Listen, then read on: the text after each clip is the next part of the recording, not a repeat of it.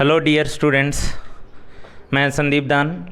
मैंने बहुत पहले काफ़ी टाइम हो गया एक चैलेंजिंग प्रॉब्लम दी थी हाइब्रिडाइजेशन वगैरह निकालने को लेकर के, ठीक है। लेकिन काफ़ी कुछ वर्कलोड के चलते मैं उसका सॉल्यूशन टाइमली नहीं दे पाया। आज बड़ी मुश्किल से संडे के दिन टाइम निकला तो उसका सॉल्यूशन मैंने तैयार करके अपलोड किया है, ठीक है। और आगे मैं इस टाइप का होमवर्क नहीं दूंगा या ये चैलेंजिंग प्रॉब्लम नहीं दूंगा जिसमें टाइम टेकिंग हो, ठीक है। कुछ सिंपल चीज़ें जिसका डायरेक्ट डिस्कशन पॉसिबल हो, जो डायरेक्ट आपके कंसेप्ट को डिस्कस करे, ठीक है, जो आपकी मिसकंसेप्शन दूर करे। मैं उस टाइप की प्रॉब्लम्स आप लोगों को आगे भी दूंगा, लेकिन इस बार थोड़ा टाइम लग गया, कोई बात नहीं है। और इस वीडियो को लास्ट तक देखें। हाइब्रिडाइजेशन रिलेटेड काफ़ी अच्छी क्वेश्चंस मैंने यहाँ डिस्कस किए हैं, और उसके लास्ट में दो जो उसके पार्ट नहीं थे, ठीक है, क्वेश्चन के, उसको भी मैंने इसमें डिस्कस किया हुआ है, ठीक है। तो लास्ट तक देखें, और आगे भी हम लोग कुछ ना कुछ छोटे वीडियो लाएंगे, ठीक है। इस वीडियो में थोड़ा टाइम लग गया, लेकिन आगे कुछ ना कुछ शॉर्ट वीडियोज़ आपके सामने आते रहेंगे। हाइब्रिडाइजेशन रिलेटेड क्वेश्चंस का जवाब मैं आप लोगों को दूं, उससे पहले आप लोग जो मैंने बोर्ड पे लिखा हुआ है इसको बहुत अच्छे से अपनी कॉपी पे नोट करेंगे कि हाइब्रिडाइजेशन निकालने के लिए हमें किन किन पॉइंट्स का स्पेसिफिकली ध्यान रखना है, ठीक है। किन किन पॉइंट्स की हमें बहुत ज़्यादा ज़रूरत पड़ेगी, इन पॉइंट्स को आप अपनी कॉपी पे बहुत अच्छे से नोट करेंगे, ठीक है। तो पहले आप लोग अपने, क्योंकि अगर इन पॉइंट्स को आप नोट कर लिए और अच्छे से अप्लाई कर लिए तो आपके most of the hybridisation related question तो विदाउट डाउट बहुत अच्छे से सॉल्व हो जाएंगे, जो क्वेश्चन अक्सर एग्जाम वगैरह में आते हैं, ठीक है। पहला पॉइंट, हाइब्रिडाइजेशन निकालने में अपने को क्या सोचना होता है, मैंने यहाँ पे यही लिखा है, पॉइंट्स टू बी रिमेंबर्ड या CBR, जिसका मतलब होता है चल बेटा रट ले, ठीक है। तो हाइब्रिडाइजेशन से रिलेटेड क्वेश्चंस सॉल्व करने में सबसे पहला पॉइंट तो अपने को देखना होता है कि पेयरिंग होगी या नहीं होगी। हालांकि बैलेंस बॉन्ड थ्योरी उसके बारे में कुछ नहीं बताती, लेकिन हम लोगों के पास जो आगे वाली थ्योरी है CFT, वहाँ से हम लोग एक पॉइंट चोरी करते हैं, और उस चोरी किए गए पॉइंट के थ्रू हम देखते हैं कि पेयरिंग होगी या नहीं होगी, ठीक है। हम स्ट्रॉन्ग फील्ड या वीक फील्ड लिगेंड का पॉइंट चोरी किए हुए हैं आगे पढ़ने वाली थ्योरी क्रिस्टल फील्ड थ्योरी से, ठीक है। तो इसमें ध्यान दो, वीक फील्ड लिगेंड जो होगा, ठीक है, वो पेयरिंग नहीं करवाता, और स्ट्रॉन्ग फील्ड लिगेंड जो होता है वो पेयरिंग करवाता है, ठीक है। वीक फील्ड लिगेंड पेयरिंग नहीं करवाता, स्ट्रॉन्ग फील्ड लिगेंड जो है वो फोर्सफुली इलेक्ट्रॉन्स की पेयरिंग करवा सकता है। हालांकि उसका प्रॉपर एक्सप्लेनेशन आपको CFT में देखने को मिलता है, ठीक है। फिर उसके बाद आता है कि लिगेंड फील्ड स्ट्रेंथ, ठीक है, किसको हम वीक फील्ड बोलेंगे, किसको स्ट्रॉन्ग फील्ड बोलेंगे, ठीक है। तो एक ओवरऑल व्यू में अगर आपको बोलूँ तो हैलाइड डोनर जो होते हैं, जो हैलोजन फैमिली को बिलोंग करते हैं, ठीक है, वो सबसे वीक फील्ड होते हैं। फिर उससे अच्छे होते हैं ऑक्सीजन डोनर, मतलब ऑक्सीजन फैमिली को बिलोंग करने वाले। उससे अच्छे होते हैं नाइट्रोजन डोनर, और उससे अच्छे होते हैं कार्बन डोनर, ठीक है, जो कार्बन फैमिली को बिलोंग करेंगे, ठीक है। तो इधर ध्यान दीजिए, हैलाइड डोनर और ऑक्सीजन डोनर फैमिली जो हैं, हैलोजन और ऑक्सीजन फैमिली को बिलोंग करने वाले मोस्टली वीक फील्ड लिगेंड की कैटेगरी में आते हैं। कार्बन फैमिली को बिलोंग करने वाला तो बहुत ही स्ट्रॉन्ग फील्ड कैटेगरी में आएगा, और नाइट्रोजन फैमिली को बिलोंग करने वाला जो है वो भी स्ट्रॉन्ग फील्ड में, स्ट्रॉन्ग फील्ड की तरह ही एक्ट करेगा मोस्टली, ठीक है। ये एक जनरल ऑर्डर था, इसी से रिलेट होते हुए एक स्पेक्ट्रोकेमिकल सीरीज NCERT वगैरह में दी हुई है। I- से ज़्यादा स्ट्रॉन्ग हुआ Br-, उससे ज़्यादा हुआ S2-, उससे ज़्यादा हुआ SCN-, ठीक है, उससे ज़्यादा हुआ क्लोराइड, उससे ज़्यादा हुआ फ्लोराइड। तो आप देख रहे हो कि हैलोजन सबसे पहले आए हैं, ये सूडो हैलाइड है अपने आप में। उसके बाद आप देखोगे ऑक्सीजन वाले आए हैं, कौन आए, हाइड्रोक्साइड आया, ऑक्जिलेट आया, वाटर आया, ठीक है। उससे आगे जब आप आओगे तो आप NCS- को देखोगे, इसमें सल्फर डोनर था, यहाँ नाइट्रोजन है, और सेम लिगेंड होने के बावजूद एज ए सल्फर की तरफ से डोनेट करेगा तो वीक फील्ड लिगेंड का काम करेगा, नाइट्रोजन की तरफ से डोनेट करेगा तो स्ट्रॉन्ग फील्ड का या रिलेटिवली स्ट्रॉन्ग फील्ड का काम करेगा। अमोनिया और pyridine ऑलमोस्ट एक जैसी स्ट्रेंथ के ये लिगेंड्स हैं, उससे ज़्यादा स्ट्रेंथ है EN की, उससे ज़्यादा NO2- की।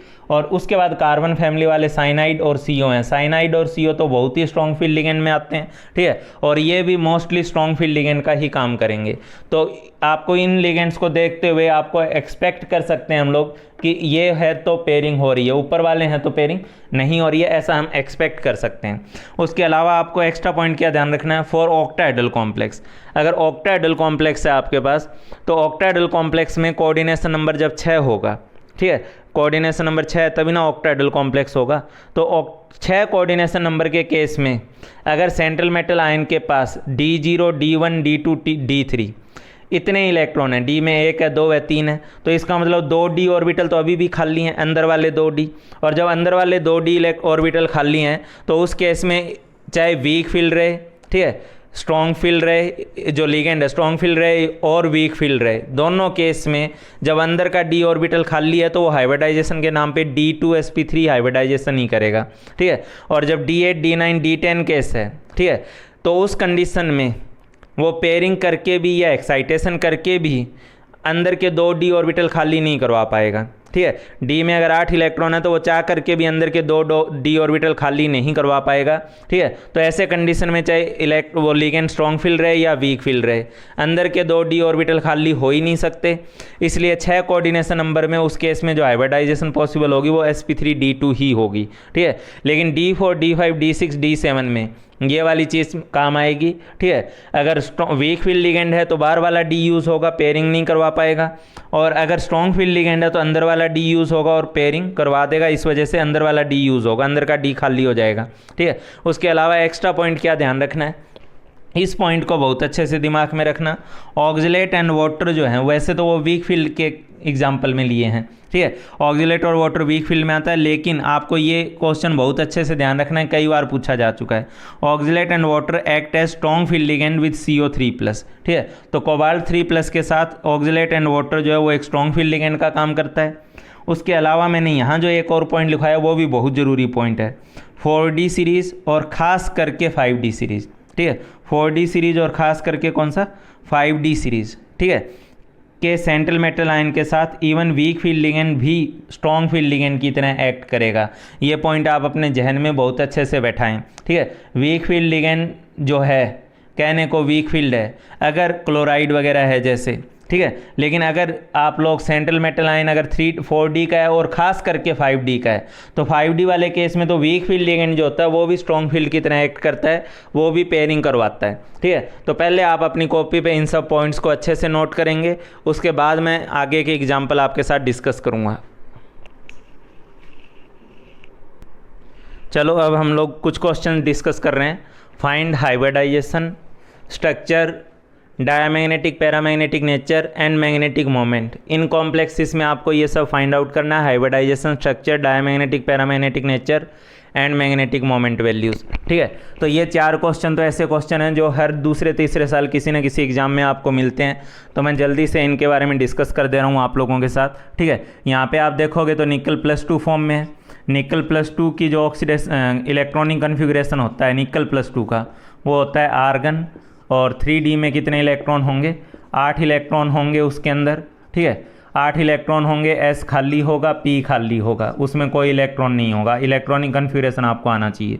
अच्छा, अब बात सीधी सी है, क्लोराइड कैसा है, वीक फील्ड लिगेंड है, ठीक है। अच्छा, वीक फील्ड लिगेंड है तो नो पेयरिंग, पेयरिंग नहीं होगी, ठीक है, और पेयरिंग नहीं होगी तो इसको अल्टीमेटली कौन सा 4 कोऑर्डिनेशन नंबर है ना, तो 4 कोऑर्डिनेशन नंबर है तो या तो इसकी हाइब्रिडाइजेशन क्या हो सकती थी, DsP2 हो सकती थी या sp3d हो सकती थी। इस केस में DsP2 पॉसिबल नहीं है, क्योंकि अंदर वाला D यहाँ पे पेयरिंग नहीं कराएगा, क्लोराइड पेयरिंग करवाएगा नहीं तो अंदर वाला D यूज़ होगा नहीं, तो ऑब्वियस बात है बाहर वाला D लेते हुए इसकी हाइब्रिडाइजेशन होगी sp3, और sp3 होगा तो ये टेट्राहेड्रल होगा। इसके अंदर अनपेड इलेक्ट्रॉन्स के नंबर कितने हैं, 2 हैं, तो इसका जो मैग्नेटिक मोमेंट है जिसका फॉर्मूला होता है √n × n+2bm, ठीक है। अनपेड इलेक्ट्रॉन जितने होंगे उससे मैग्नेटिक मोमेंट निकलेगा, तो इसका मैग्नेटिक मोमेंट जो आ रहा है वो √8bm आ रहा है, ठीक है। तो ये तो इसके केस में हो गया। इस केस में निकल जो है वो कौन सी ऑक्सीडेशन स्टेट में, वही सेम +2 ऑक्सीडेशन स्टेट में, ठीक है। तो अगर निकल यहाँ पे +2 ऑक्सीडेशन स्टेट में है तो इसका इलेक्ट्रॉनिक कन्फिग्रेशन क्या होगा, वही मैं यहाँ पे डायरेक्टली D से स्टार्ट कर रहा हूँ, ठीक है। ये 3D, ये 4s, ये 4p। अच्छा, 3D में कितने इलेक्ट्रॉन, 8 इलेक्ट्रॉन, ठीक है। ये लो 8 इलेक्ट्रॉन मैंने दिखा दिए, 8 इलेक्ट्रॉन, ठीक है। अच्छा, अब बात सीधी सी है, साइनाइड कैसा है, साइनाइड अपने पास कैसा है, वीक फील्ड लिगेंड। पहले तो हमें ये सोचना होगा, ठीक है, कि कोऑर्डिनेशन नंबर कितना है, कोऑर्डिनेशन नंबर 4 है, तो कौन कौन सी पॉसिबिलिटी है, या तो DsP2 हो जाए या sp3 हो जाए, ठीक है, ये 2 पॉसिबिलिटी है। तो अब देखते हैं कि साइनाइड कैसा है। साइनाइड जो है वो वीक स्ट्रॉन्ग फील्ड लिगेंड है, और स्ट्रॉन्ग फील्ड लिगेंड हो तो पेयरिंग कराएगा तो आफ्टर पेयरिंग ठीक है, किसकी पेयरिंग कराएगा, एक डी ना खाली करवाना है पेयर करवा के, एक डी खाली करवाना तो इसको यहाँ भेज दिया जाएगा, इसको यहाँ भेजोगे तो अंदर का एक डी ऑर्बिटल खाली और उसके एक डी ऑर्बिटल के खाली हो जाने की वजह से, ठीक है, यहाँ पे 8 इलेक्ट्रॉन 4 ऑर्बिटल में शिफ्ट हो गए और एक डी ऑर्बिटल खाली हो गया, एस खाली है ही है, पी खाली है ही है, ठीक है। तो इसको देखते हुए इसकी जो हाइब्रिडाइजेशन बनेगी वो कौन सी बनेगी, DsP2 बनेगी। तो इसमें DsP2 हो जाएगा, sp3 नहीं होगा। वो तो हम पहले से पॉसिबिलिटी लेके चल रहे हैं, फिर देख रहे हैं कि कौन सा पॉसिबल है। इस केस में स्ट्रॉन्ग फील्ड है तो अंदर वाला पेयरिंग होने के बाद DsP2 हाइब्रिडाइजेशन पॉसिबल है।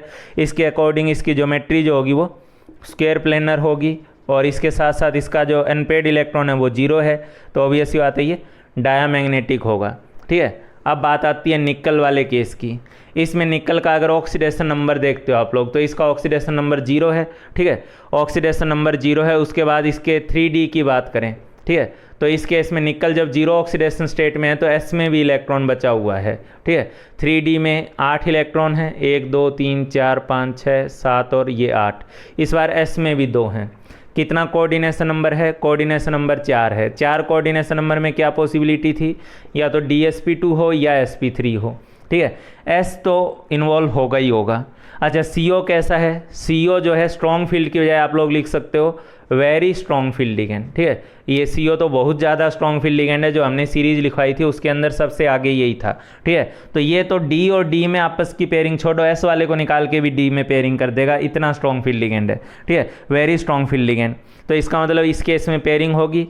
और आफ्टर पेयरिंग क्या सीन दिखाई देगा वो जल्दी से सुन लो। आफ्टर पेयरिंग ये 2 इलेक्ट्रॉन भी D में शिफ्ट हो जाएंगे, D में टोटल हो जाएंगे 10 इलेक्ट्रॉन, ठीक है। ये वाले 2 भी आकर D के अंदर पेयर अप हो जाएंगे, ठीक है। और D में जब ये पेयर हो गए तो अंदर वाला S हो गया खाली, ये 3D है, ठीक है, ये 4S है, ये 4P है। तो जब ये अंदर चला गया तो भी क्या मेरे को अंदर वाला D खाली मिल रहा है, नहीं मिल रहा है। तो अंदर वाला D खाली नहीं मिल रहा है तो अब पेयरिंग करवाने के बावजूद भी इसकी किस्मत, वो ही बोलते हैं ना फूटी हुई किस्मत, तो इसकी ऐसी फूटी किस्मत है कि पेयरिंग करवाने के बाद भी अंदर का D खाली नहीं मिल रहा है। तो अंदर का D खाली नहीं मिल रहा है तो इसलिए मजबूरी वैसी से इसकी हाइब्रिडाइजेशन कौन सी होगी, sp3 होगी। और sp3 हाइब्रिडाइजेशन के चलते इसकी जो ज्योमेट्री होगी वो टेट्राहेड्रल होगी। अनपेड इलेक्ट्रॉन 0 है इसलिए ये कैसा होगा, डायामैग्नेटिक होगा, ठीक है। तो आप लोगों का ये सारे केस जो मैंने लिए 3D वाले लिए थे, तो 3D में तो सीधी सी बात थी, CO स्ट्रॉन्ग फील्ड है पेयरिंग करवाएगा, CN स्ट्रॉन्ग फील्ड है पेयरिंग करवाएगा, क्लोराइड वीक फील्ड है पेयरिंग नहीं करवाएगा। तो उसके बेसिस पे उनका मैग्नेटिक मोमेंट और ज्योमेट्री हमने बड़ी जल्दी से लिख दी।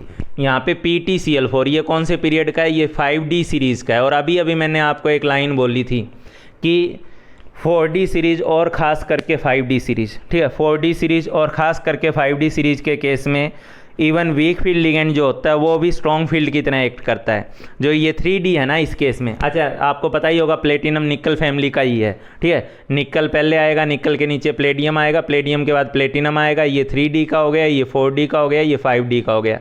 ये भी प्लेटिनम +2 है तो निकल की तरह, ठीक है, निकल की तरह इसका भी इलेक्ट्रॉनिक कन्फिग्रेशन जो है, ठीक है। यहाँ पे D में 8 इलेक्ट्रॉन होंगे क्योंकि ग्रुप तो सेम ही है ना, ठीक है। तो इसके भी प्लेटिनम +2 में D में 8 इलेक्ट्रॉन होंगे, लेकिन कौन से D में, 5D में। इसके बाद किसका नंबर आएगा 6S का, इसके बाद किसका नंबर आएगा 6P का, ठीक है। तो निकल और इस कॉम्प्लेक्स में एक बहुत बड़ा डिफरेंस होता है हाइब्रिडाइजेशन ज्योमेट्री सारी चीज़ों में, ठीक है। वो क्यों, क्योंकि 3D था तो आपको लिगेंड की स्ट्रेंथ ज़्यादा मैटर कर रही थी।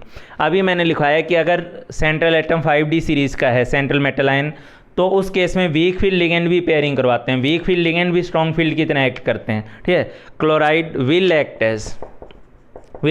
As strong field ligand. हालांकि उस सब का कारण जो है वो CFT क्रिस्टल फील्ड थ्योरी में दिया गया है, ठीक है, लेकिन इस केस में क्लोराइड भी स्ट्रॉन्ग फील्ड लिगेंड की तरह एक्ट करेगा। और क्लोराइड जब स्ट्रॉन्ग फील्ड लिगेंड की तरह एक्ट करेगा तो इसमें पेयरिंग होगी। पेयरिंग के बाद क्या सिचुएशन जनरेट होगी वो देख लो आप लोग, ठीक है। पेयरिंग के बाद ये इलेक्ट्रॉन निकल के उसमें आ जाएगा, ठीक है, ये 8 हो जाएंगे, एक D खाली हो जाएगा। और एक D खाली हो जाने के बाद इसके अंदर जो हाइब्रिडाइजेशन बनेगी, जो पॉसिबिलिटी थी वो तो वही थी sp3 या DsP2, तो इसकी हाइब्रिडाइजेशन बनती है DsP2। और ये कैसा होता है, स्क्वायर प्लेनर होता है, ठीक है, ये sp2 और स्क्वायर प्लेनर होता है। और साथ में कैसा होता है, डायामैग्नेटिक होता है, कोई अनपेड इलेक्ट्रॉन नहीं है। और अगर रटने वाले केस पे आना चाहते हो तो चल बेटा रटले का केस है ये, ठीक है, चल बेटा रटले। प्लेटिनम +2 के कोऑर्डिनेशन नंबर 4 के सारे कॉम्प्लेक्स, जितने भी कॉम्प्लेक्स है प्लेटिनम प्लस 2 के, मेरी बात सीधी सीधी सुन लो, क्योंकि ये 5D सीरीज़ का है तो वीक फील्ड लिगेंड भी पेयरिंग करवाएंगे। प्लेटिनम प्लस 2 के कोऑर्डिनेशन नंबर 4 के सारे कॉम्प्लेक्स, ठीक है, सारे के सारे कॉम्प्लेक्स स्क्वायर प्लेनर होते हैं, स्क्वायर प्लेनर होंगे, डायामैग्नेटिक होंगे, और हाइब्रिडाइजेशन के नाम पे इनकी जो हाइब्रिडाइजेशन होगी वो DsP2 होगी। ठीक है, आप सीधा सीधा ये बात दिमाग में रख लें। आपको कहीं भी प्लेटिनम प्लस 2 का 4 कोऑर्डिनेशन नंबर में कोई कॉम्प्लेक्स मिलता है तो आपको हाइब्रिडाइजेशन निकालने की ज़रूरत ही नहीं पड़ेगी। तो इस चीज़ को आप जल्दी से उतारें, उसके बाद मैं नेक्स्ट और एग्जाम्पल डिस्कस कर रहा हूँ। उसके बाद हम लोग इनका एग्जाम्पल देख लेते हैं। ठीक है, ये सब 6 कोऑर्डिनेशन नंबर में है। यहाँ पे आयरन जो है वो +2 ऑक्सीडेशन नंबर के साथ है। ठीक है, कोऑर्डिनेशन नंबर 6 है। 6 का मतलब इसमें 2 पॉसिबिलिटी में से हमें देखना है sp3d2 है या d2sp3, ये पहले से ही हमारे दिमाग में रहेगा। तो इन 2 पॉसिबिलिटी में से जब हम लोग देखने जाएंगे कोऑर्डिनेशन नंबर को, ठीक है, सॉरी इसकी हाइब्रिडाइजेशन को, तो पहले तो आप देखो कि आयरन +2 में, और आयरन +2 का जो इलेक्ट्रॉनिक कन्फिग्रेशन होता है, ठीक है, उसके 3D में 6 इलेक्ट्रॉन होते हैं। ये मैं आयरन +2 का लिख रहा हूँ। इसके 3D में जो है 6 इलेक्ट्रॉन होंगे। S इसका खाली होगा और P इसका खाली होगा। ठीक है, साइनाइड कैसा आयन है? साइनाइड ऑब्वियस सी बात है स्ट्रॉन्ग फील्ड लिगेंड है, और स्ट्रॉन्ग फील्ड लिगेंड है तो इसका मतलब ये पेयरिंग कराएगा। ठीक है, अब देखो यार जल्दी जल्दी डिस्कस करेंगे और इसमें बहुत टाइम दे के करूँगा तो आप लोग ही बोर फील करोगे। साइनाइड स्ट्रॉन्ग फील्ड आयन है, पेयरिंग करवाएगा। पेयरिंग करवाएगा तो उसका नतीजा ये होगा कि इस केस में, ठीक है, इस केस के अंदर ये 2 इलेक्ट्रॉन, अपने को कितने D खाली करने हैं? 2 D खाली करने हैं। तो ये 2 D की खाली होने की पॉसिबिलिटी यहाँ बन रही है। 6 इलेक्ट्रॉन को आप 3 ऑर्बिटल में कैद कर दो। ठीक है, तो 6 इलेक्ट्रॉन को 3 ऑर्बिटल में कैद कर दिया, बाकी 2 D खाली हो गए। तो इस तरीके से यहाँ पे क्या चीज़ पॉसिबल है? इसमें D2sp3 हाइब्रिडाइजेशन पॉसिबल है। हालांकि हाइब्रिडाइजेशन चाहे sp3d2 हो चाहे D2sp3 हो, ज्योमेट्री ऑक्टाहेड्रल ही होती है। और इस केस में अनपेयर्ड इलेक्ट्रॉन कितना है? 0 है। तो अनपेयर्ड इलेक्ट्रॉन 0 है तो ये कैसा होगा? ये होगा आपके पास डायामैग्नेटिक। ठीक है, तो इसका जवाब ख़त्म हो गया।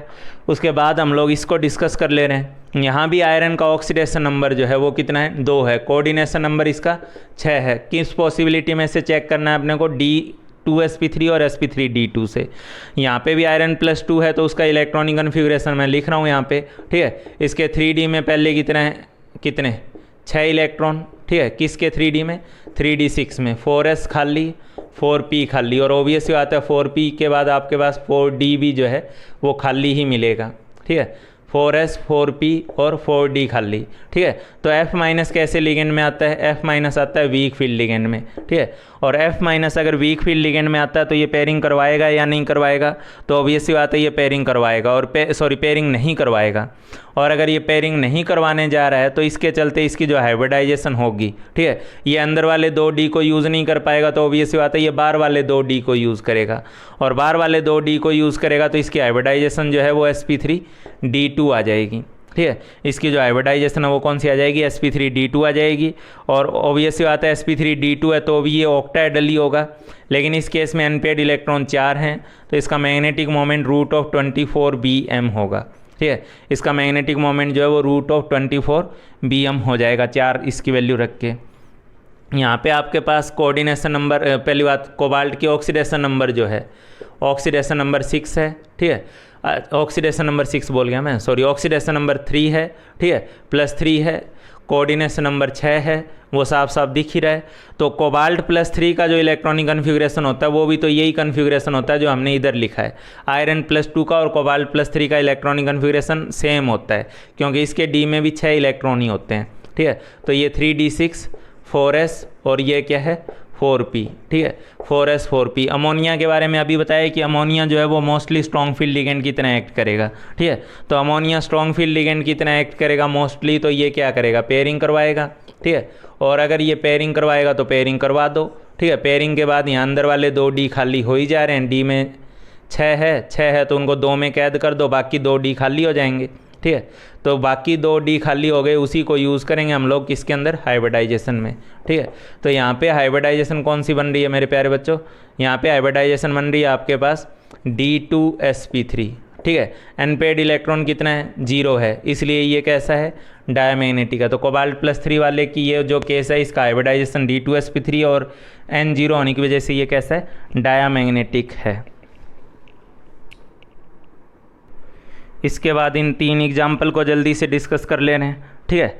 यहाँ पे आप देखोगे Mn+2 में है और Mn+2 का जो इलेक्ट्रॉनिक कन्फिग्रेशन होता है वो 3d6 और 3d5 होता है, S खाली हो चुका होता है, ठीक है।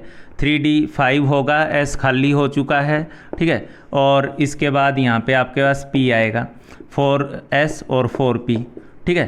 तो बात सीधी सी है, अगर इसका कोऑर्डिनेशन नंबर 6 है तो कोऑर्डिनेशन नंबर 6 है तो इसको 6 वैकेंट चाहिए। वाटर वीक फील्ड लिगेंड है, पेयरिंग करवाएगा नहीं, तो इसकी हाइब्रिडाइजेशन कौन सी होगी, sp3d2 होगी, ठीक है। sp3d2 होगी, ऑक्टाहेड्रल होगा, पेयरिंग होगी नहीं। और अनपेड इलेक्ट्रॉन्स के जो नंबर हैं वो डायरेक्टली 5 के 5 अनपेड फॉर्म में ही है, और पाँचों के पाँचों अगर अनपेड फॉर्म में है तो इसका जो मैग्नेटिक मोमेंट बनेगा वो बहुत हाई बनेगा, √35 Bm बनेगा, ठीक है। यहाँ पे फिर आपके पास वाटर एज ए लिगेंड है, ठीक है। वाटर एज ए लिगेंड है तो यहाँ पे आप लोगों के पास कोबाल्ट +3 फॉर्म में है।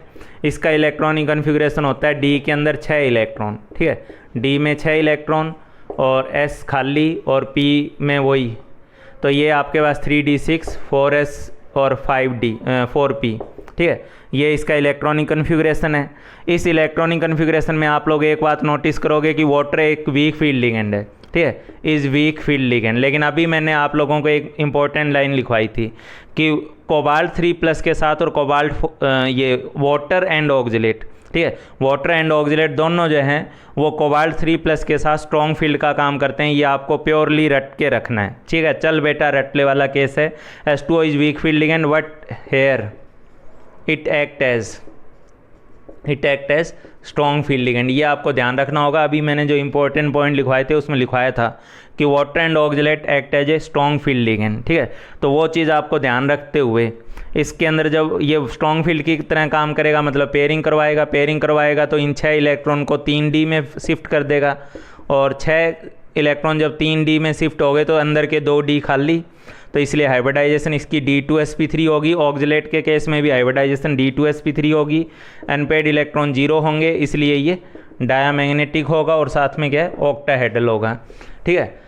ये वाला एक अच्छा केस है। इसमें आप लोगों को कोऑर्डिनेशन कंपाउंड में पहले से ही पढ़ा दिया जाता है कि NO जो होता है, आयरन के साथ जब NO का कोई कॉम्प्लेक्स बनता है तो NO वैसे तो न्यूट्रल और कैटायनिक दोनों फॉर्म का हो सकता है, लेकिन इस केस में NO+1 है, ठीक। आयरन के कॉम्प्लेक्स इसमें आप लोग सीधा सा ध्यान रखो, चाहे ये ब्राउन रिंग कॉम्प्लेक्स है चाहे सोडियम नाइट्रोप्रोसाइड कॉम्प्लेक्स है, उसमें NO+1 फॉर्म में होता है। और अगर यहाँ +1 है तो इसका मतलब यहाँ भी आयरन भी +1 फॉर्म में है, ठीक है। और आयरन +1 फॉर्म में जब होगा तो कई लोगों को लगता होगा कि आयरन +1 वाले का इलेक्ट्रॉनिक कन्फिग्रेशन D में 6, ठीक है, और S में 1 होगा, ठीक है। ऐसा उनको लगता होगा कि 3d6 और 4s1 होता होगा, लेकिन मैं आपको बता दूं ये इलेक्ट्रॉनिक कन्फिग्रेशन आयरन +1 का नहीं होता है, ठीक है। जब कोई भी 3d सीरीज वगैरह का ट्रांजिशन मेटल वगैरह का यूनिवेलेंट कैटायन बनता है तो ऑटोमेटिकली जो इलेक्ट्रॉन है, लिगेंड की ज़रूरत नहीं है, ऑटोमेटिकली इलेक्ट्रॉन 4s से शिफ्ट हो जाता है 3d में,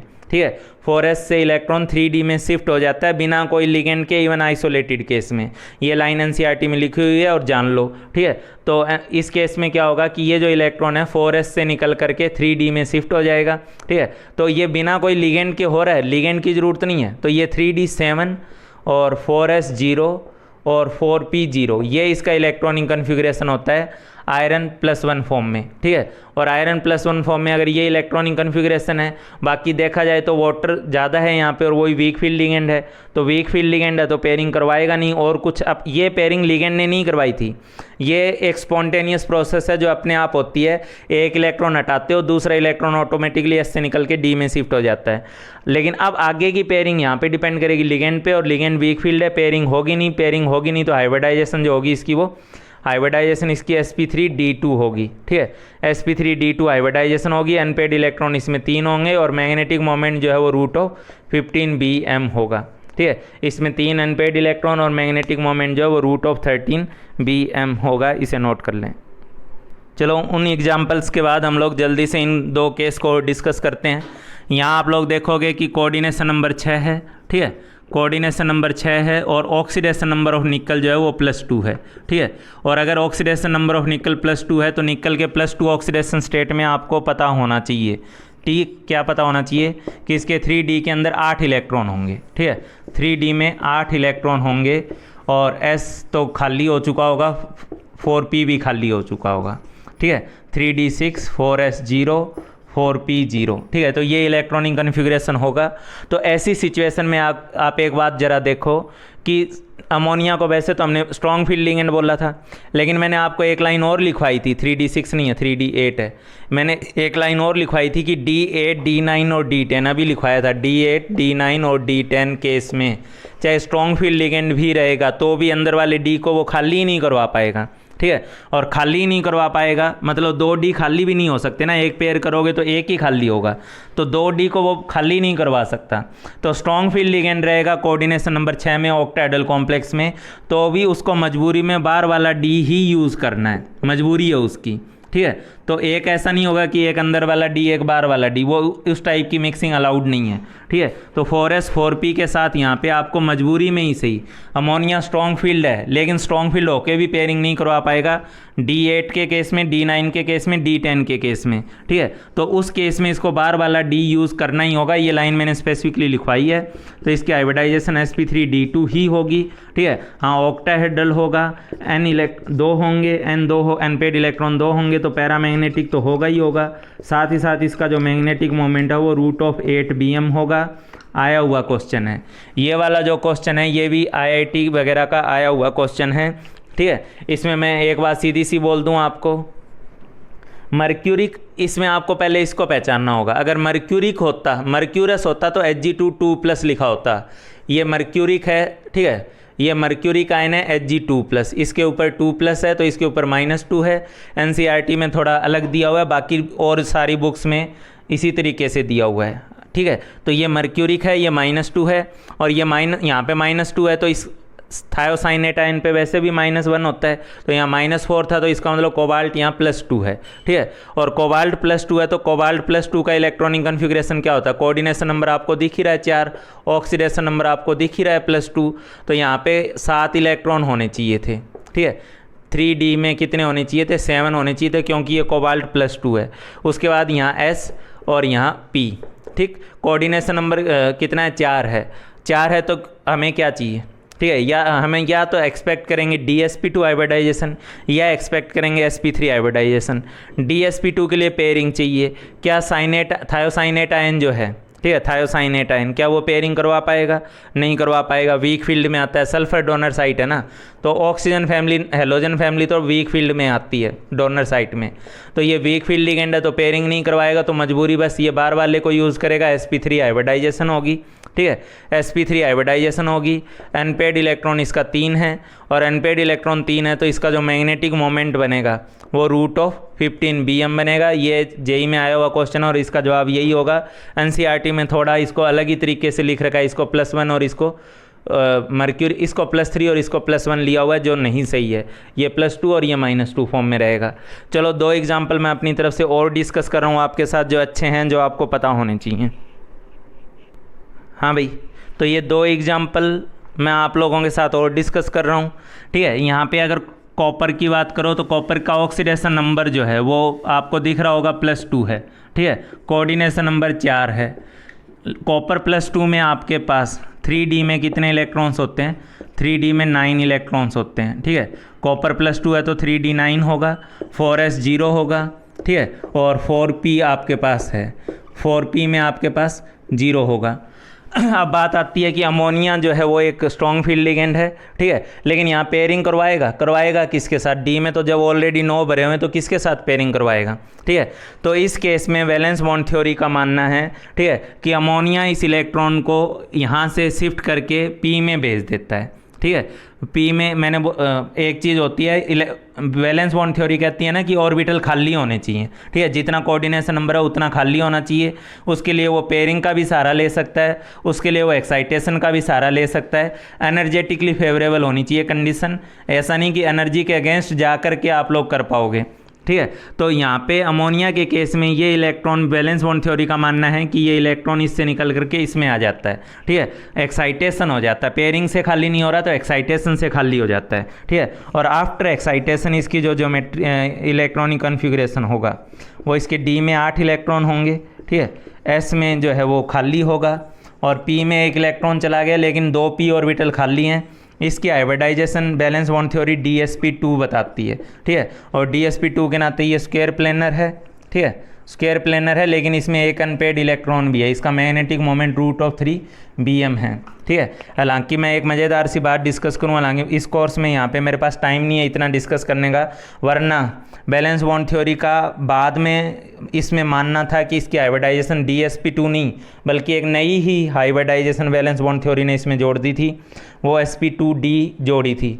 उसका एक्सप्लेनेशन वगैरह मैं नॉर्मल लेक्चर्स वगैरह में देता हूँ, यहाँ नहीं दूंगा, ठीक है, टाइम टेकिंग हो जाएगा और उसके लिए कुछ कुछ बातें आपको डिटेल में बतानी पड़ जाएगी, ठीक है। पर आप लोग ये जवाब दोगे भी नहीं, आप DsP2 बताना, स्क्वायर प्लेनर बताना और मैग्नेटिक मोमेंट √3 Bm बताना।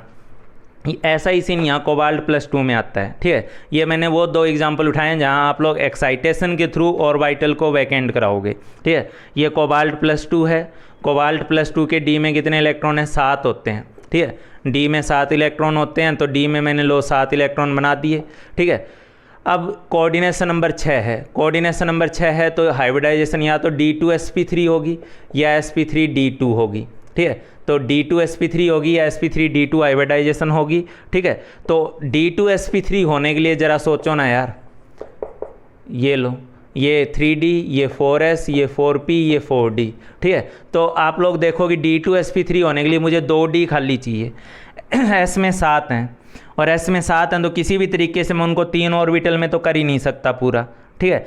6 होते तो चलो 3 में भेज देता, यहाँ तो 7 है ना, 7 है तो मैं उनको 3 में कर ही नहीं सकता, ठीक है। तो यहाँ पे बैलेंस बॉन्ड थ्योरी D7 वाले केस में एक अजम्पशन लेती है, वो ये लेती है कि 4 का तो ये पेयर बना देती है, ठीक है, 4 का नहीं, सॉरी गलत बोल गया, 6 का तो ये पेयर बना देती है, मतलब उनको तो 3 ऑर्बिटल में शिफ्ट कर देती है।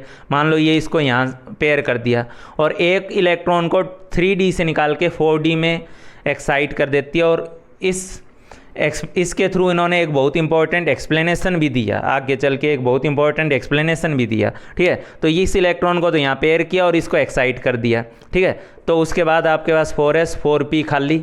अब बोलोगे सर आपने यहाँ तो 4p में भेजा, मैंने बोला ना जो एनर्जेटिकली फेवरेबल लगे। यहाँ मुझे उतना ही ऑर्बिटल खाली करवाना था, p में 2 ही खाली चाहिए थे तो मैंने इलेक्ट्रॉन p तक भेजा।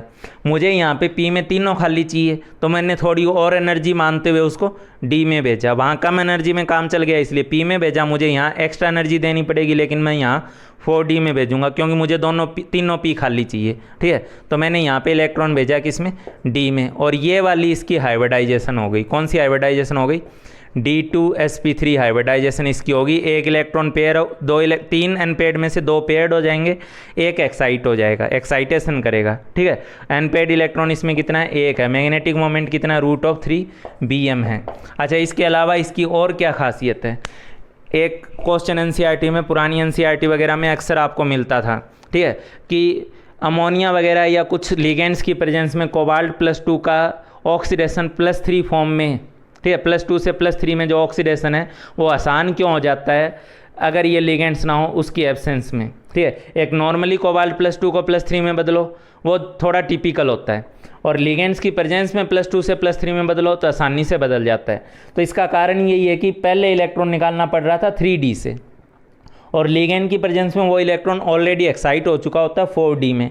तो सीधी सी बात है, न्यूक्लियस से जितना इलेक्ट्रॉन दूर रहेगा वो इलेक्ट्रॉन उतनी आसानी से बाहर भी निकाला जा सकता है, ठीक है। इसीलिए लिगेंड्स की प्रेजेंस में, खासतौर पे अमोनिया जैसे लिगेंड्स की प्रेजेंस में, स्ट्रॉन्ग फील्ड लिगेंड्स की प्रेजेंस में कोबाल्ट+2 में जो D का इलेक्ट्रॉन था वो 4D में चला जाता है, 3D का इलेक्ट्रॉन, और उसके चलते उस इलेक्ट्रॉन का जो रिमूवल है वो और आसान हो जाता है। इसलिए कोबाल्ट+2 का ऑक्सीडेशन जो है वो और आसान हो जाता है, ठीक है। तो इन 2 पॉइंट्स, 2 इन एक्स्ट्रा एग्जाम्पल्स को आप लोग ध्यान रखोगे। ये एक्साइटेशन रिलेटेड है तो आपको ध्यान रखना पड़ेगा, आए हुए क्वेश्चंस में है ये।